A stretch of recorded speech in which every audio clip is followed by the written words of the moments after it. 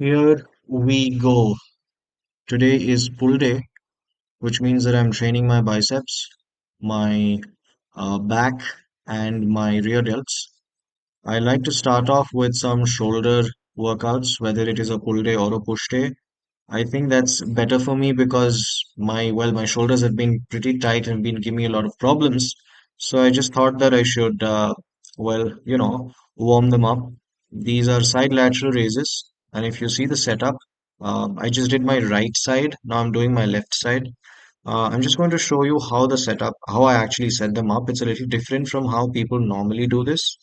So if you see the cable, it is not completely on the floor, but it's right next to my hip, and I'm not actually pulling the cable when I'm doing my lateral raise. I'm not raising the cable completely to my side, but I'm raising it kind of a little bit in front.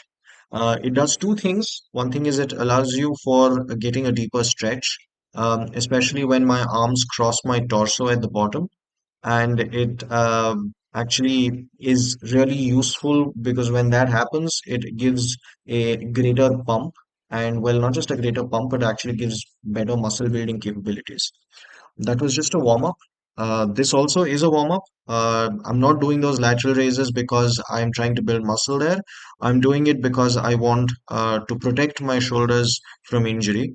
I want to warm them up. It's in my previous video as well. Warming up and seeing to it that your joints are mobile is a really good way to not event, but prevent injury. What I'm doing here is a neutral grip lat pull down. A lat pull down, a neutral grip lat pull down is something that doesn't just hit your lats, but it also hits your teres major, which are muscles that are below your rear delts. So this was a feeler set. You could also consider it to be like a warm-up set where I just feel the weight, see how the movement is coming along, and see to it that my body is primed before I go for really, heavier weight. I don't really do heavy weights right now at the moment. uh, Here, what you're seeing is I went up in weight. I am using straps because, yes, there are hardcore people who say that, oh, well, I'm never going to use straps, but guess what? Your back is always going to be stronger than your wrists. So if you are actually compromising back gains by not using straps, so please use straps. And I am pulling with a false grip, so my thumb is above the bar, which allows for a better connection. I think this was my actual weight. This was my actual working set. The first two were just to get into the groove. Uh, I'm begin. One thing that I actually want to tell you guys also here, I think it's important, is of course you don't want to ego lift. You don't want to, but that does not mean that, and a lot of you don't want to ego lift. You never really want to go very heavy and injure yourself. But at the same time, you don't want to lift weight that is extremely easy for you. There needs to be some level of difficulty where you need to feel the weight, right? Because oh, I don't ego lift is a very easy way for you to, how does one put it, really lift below your potential. And this happened to me, not to me, but this happened to a client of mine that I was actually training, where he was doing a chest press with 14 kgs. I made him do 20 kg chest press with dumbbells. 14 kgs is something that he should be using for his biceps, not for his chest. And he ended up getting 10 reps for 20 kgs. This was the first time that he did it. And he was like, I have been lifting in such a compromised way for such a long time. No wonder he wasn't making gains. So, yeah, lift hard, right? But don't think that you have to lift extremely hard again. So both the extremes are not advisable. Being somewhere in between where you know that there is going to be a high effort for you to, uh, there's going to be a high effort that you'll have to keep in order to do the set is important. Again, this is the second set for a neutral grip lat pull down. A neutral grip is the grip that you're seeing me do there. It's also a false grip, also known as a hook grip, that allows for a better connection to the back because it again takes away a lot of the muscles that are involved in the what is this in the forearms, right? A lot of the forearm muscles are not involved in what I'm doing. I am emphasizing a lot on the stretch. So if you see, I'm going straight and I come down and do a 45-degree bend. So the stretch is something that actually causes a lot of muscle damage and in fact signals to your brain that it has to build muscle. Now that I'm talking about building muscle, let me just say what actually is the whole process of building muscle. Let me simplify it or what exactly hypertrophy is. It's an adaptive response where what you do in the gym, that is lifting weights, is perceived by your body as a threat because all our bodies know is survival. And it's going to be like, well, if this guy is going to lift such heavy weight, I better see to it that my muscle fibers become denser and bigger and thicker, which is essentially what happens when you train with enough intensity that produces a lot of stimulus, right? So this is actually a neutral grip. What I did before was a pronated grip. I apologize. This is a neutral grip lat pull down. And this actually emphasizes more of your lats and takes away a bit of your upper back. So it's more lat focused. So again, when it comes to back training, there are two aspects of back training. One is back width, which is what your lats give you, and the other is back thickness. So your rhomboids, your lower traps, those are the meaty portion is what gives you it gives your back a 3D look when seen in profile. So that is the back thickness. What I'm doing here is for back width. And of course, it's not a full range of motion. Yes, some people may say it's a partial range of motion, but it's a partial range of motion that emphasizes the stretch rather than the contraction. And the stretch is where the gains are at, is what the modern research seems to be saying. But it's also important to understand that perhaps if you've been training in the partial range of motion, emphasizing the stretch for a quite some time, it's good to change things up perhaps and do a range of motion that is full range of motion. The contracted range of motion is something that I'm not very, I would say, gung ho about, though people like to emphasize the contraction, okay, the squeeze that essentially people call it. I use the word essentially a lot. I'm going to stop that. I'm going to stop that from now onwards, right? The squeeze is something that a lot of gym bros like, and a lot of people like it. So if you're doing a bicep curl and you squeeze at the top, it gives you a very good mind muscle connection. But that does not mean that that's actually leading to muscle being built just because you are having a mind muscle connection, right? The both don't really, I would say, one does not predict the other, one does not cause the other, right? So don't emphasize the mind muscle connection too much. That again, the other extreme is to simply just move around weight and not feel like and not control it at all. So you have to control your weight. It has to be heavy, and you have to be able to do a good, probably 7 or 8 reps with it. Again, it doesn't have to be seven. It doesn't have to be eight. You get the idea. These are cable rows that I'm doing now. This is again a warm-up set. You don't really have to warm up after every exercise. The first exercise, you'll have to warm up a little more. But the other exercises, you don't have to do too much. I am just feeling the movement here because I really like to get used to it and do at least maybe 6 or 7 sets in just one warm-up set once I am in the groove and I've done the warm-up for my first exercise, right? Those sets are going to be more involved. So this is actually going to be my first set. I think I did 2 sets of these. If my memory serves me correctly, I did 2 sets. Yes. So again, cable rows. If you can see, I'm stretching here at the very top. I think this was a pretty hard set for me.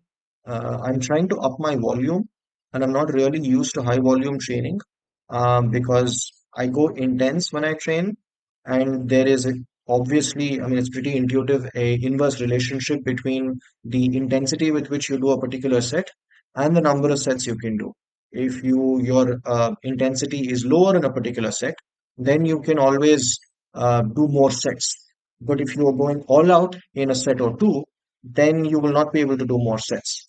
Again, research shows that if the volume is equated, which is if you do four, let's say, decent enough sets, pretty hard sets, that's equal to two very, very hard sets. Perhaps I'm simplifying a bit over here for you to get the idea, but it seems to be that volume is still king, right?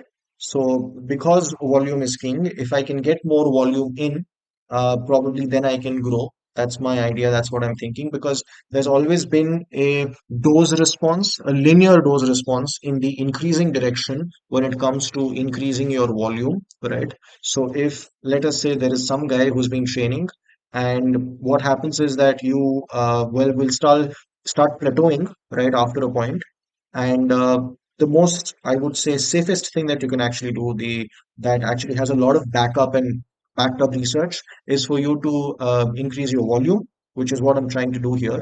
Again, if you've seen my previous videos, I'm just coming off of like almost 7 or a week or more of not training because of the upper back tightness that I've had, as well as a little bit of a shoulder impingement. I still have the shoulder impingement.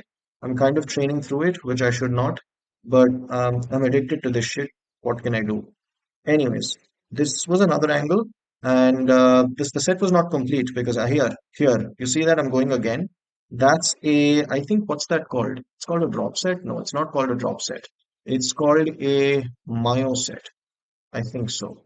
Let me know in the comment section down below. I'm blanking on what it's actually called. It's where you take a bit of a rest and then you do it again. I think those are called myo reps, if I'm not mistaken. Right? After I finished my cable rows, I think I did a total of 5 sets for my back. Sorry, 6 sets. So there were 4 pull downs and 2 cable rows. This is a preacher curl, right? So it's a machine preacher curl. I I know that's a bit of a weird angle, but what I was trying to essentially, I don't know why I'm moving like that. That's kind of what happens when you, I guess, lift a lot of weight and your body starts doing weird things to fight the pain. That's what I think I was doing there. I'm not completely sitting down if you see me, and that is because I want my knees, not my knees, my elbows to touch the pad. If your elbows are not able to touch the pad and coming off the pad, then the weight is a little too heavy. Again, I'm going to talk about the weight and the reps that I got. I think I got about 8 or 9 reps, and the weight was 30 kgs. The 30 kg weight here is not to flex, but to be again mindful of what I'm lifting. If I'm lifting around 30 kgs, 40 kgs for my machine preacher curls, I have that in my head. I don't have to be robotic with regards to tracking everything that I'm lifting. But if I'm mindful about it, then I know that I have to, within 2 or 3 weeks of hitting that particular weight, of hanging around at that particular weight and mastering it, I can go up. Here, in fact, I'm going down in weight. I'm increasing my sets. I may not have filmed all of them, but I think I did a total of 4 sets.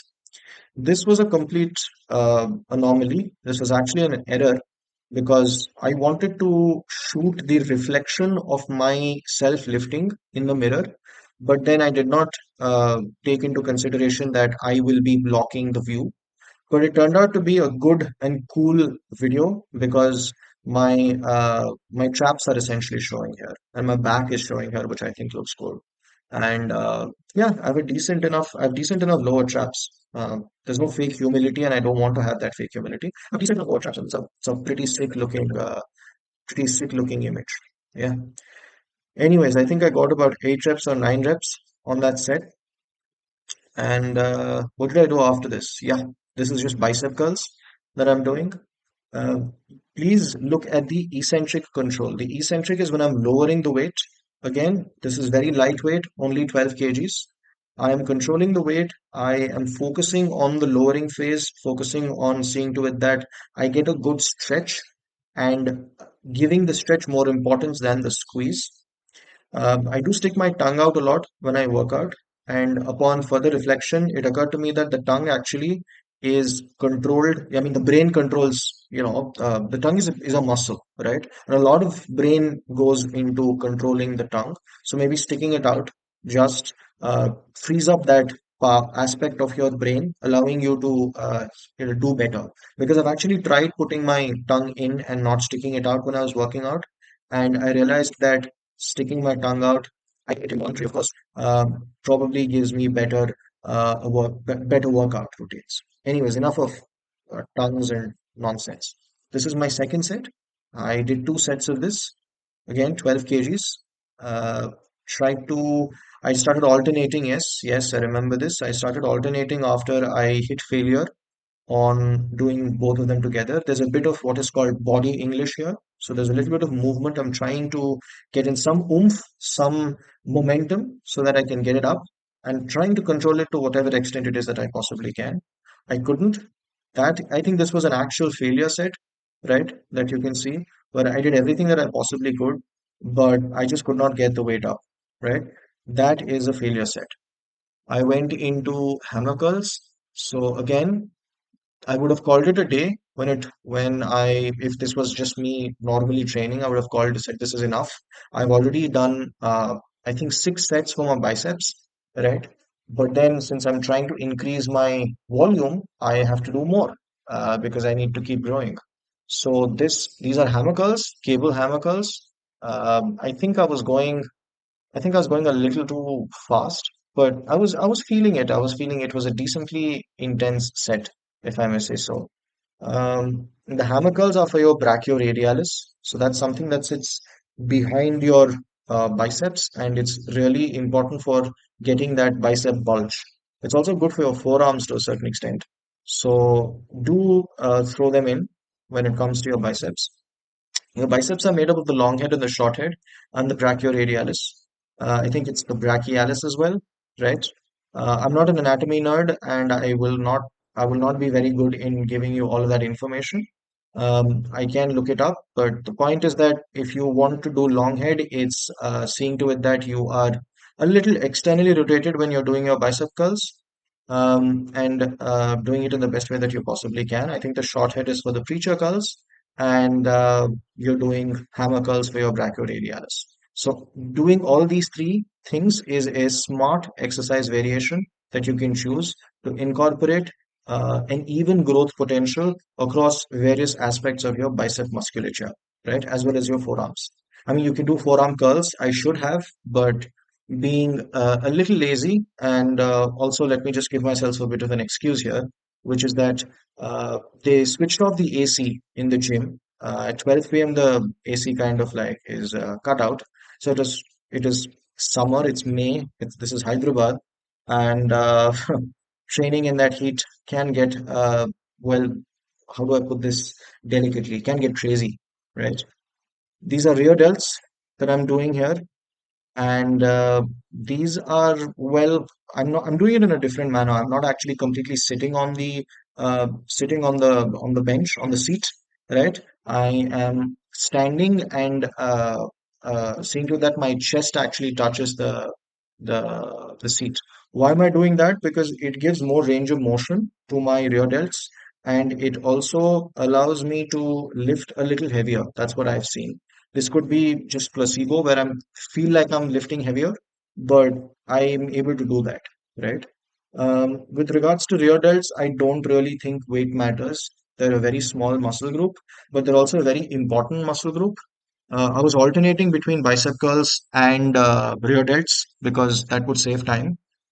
This alternation, when you do that, is known as supersets, where you alternate between two unrelated muscle groups. So you can't really alternate between, say, a chest press and a tricep push down. So, or you can't really superset chest and triceps because your triceps are always going to be involved and compromised. Okay, when you want to hit your triceps after a chest workout, right? So you can't superset the two of them. That wouldn't make sense.